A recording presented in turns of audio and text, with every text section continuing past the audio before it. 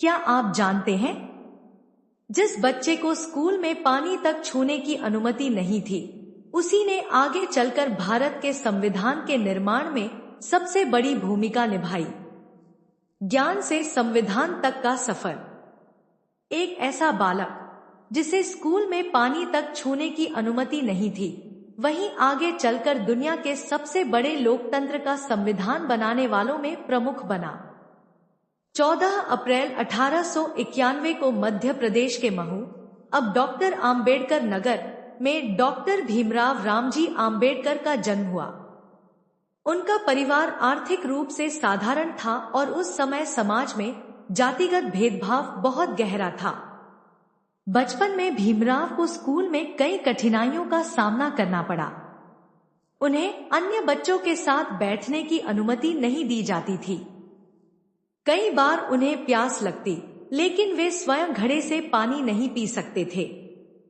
यदि कोई कर्मचारी मौजूद होता, तभी उन्हें ऊपर से पानी पिलाया जाता।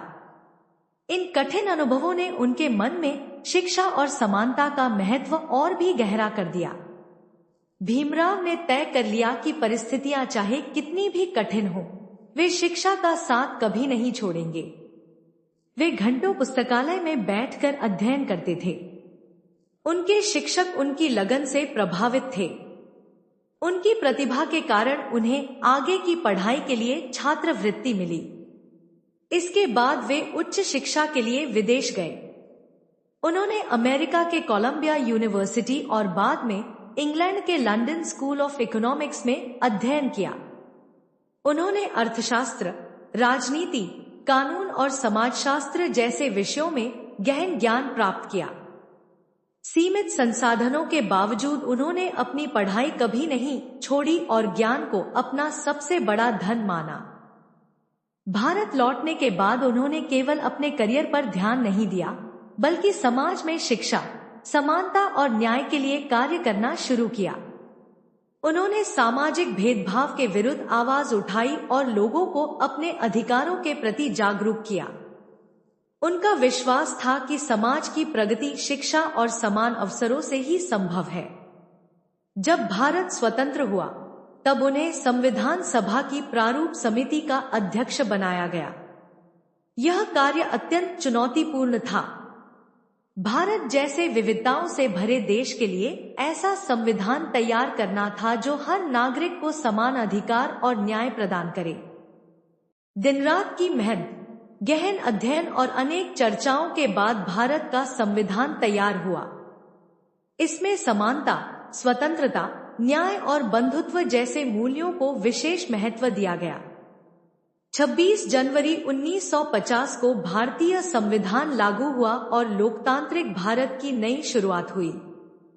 डॉक्टर आम्बेडकर का प्रसिद्ध संदेश था, शिक्षित बनो, संगठित रहो और संघर्ष करो।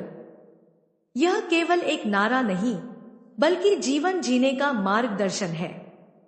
उनका मानना था कि शिक्षा व्यक्ति को आत्मविश्वास देती है, संगठन समाज को शक्ति देता है और संघर्ष सकारात्मक परिवर्तन का रास्ता बनाता है। 6 दिसंबर 1956 को उनका निधन हो गया, लेकिन उनके विचार आज भी करोड़ों लोगों को प्रेरित करते हैं। उन्हें भारतीय संविधान के प्रमुख शिल्पकार, महान विधिवेत्ता, अर्थशास्त्री, समाज सुधारक और दूरदर्शी चिंतक के रूप में याद किया जाता है। सीख, मोरल। जीवन में परिस्थितियां आपकी शुरुआत तय कर सकती हैं, लेकिन आपकी शिक्षा, मेहनत, दृढ़ संकल्प और उद्देश्य आपका भविष्य तय करते हैं। डॉक्टर भीमराव आम्बेडकर का जीवन इस बात का प्रमाण है कि ज्ञान और निरंतर प्रयास से असंभव लगने वाले लक्ष्य भी प्राप्त किए जा सकते हैं।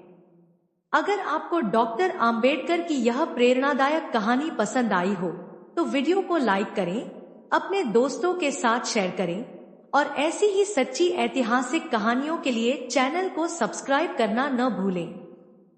जय भीम।